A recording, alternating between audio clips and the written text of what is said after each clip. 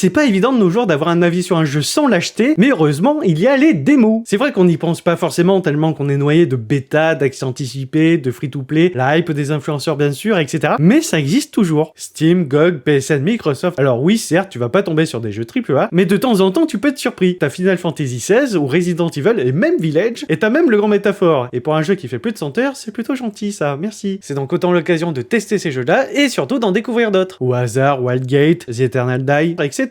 En fait, j'ai l'impression que les démos sont un petit peu poudées parce que ça ferait pas vraiment jeu fini, dans le sens où il manquerait plein de trucs. Alors, si je peux te rassurer, c'est pas du tout une early access. En fait, tu vas pas devenir un bêta-testeur à temps plein pour le studio, loin de là. Non, vraiment, la démo, ça arrive à la fin du développement, parce qu'il faut bien un jeu fini pour faire une démo. Donc du coup, c'est très représentatif du jeu fini, ce qui veut dire que si t'aimes pas la démo, il y a assez peu de chances pour que t'aimes le jeu final, en particulier s'il est déjà sorti. Du coup, si tu en vois, considère que c'est un sacré bœuf de chance. D'ailleurs, récemment, il y a eu des Neofest sur Steam, du coup, il y a encore quelques bonnes pépites à découvrir.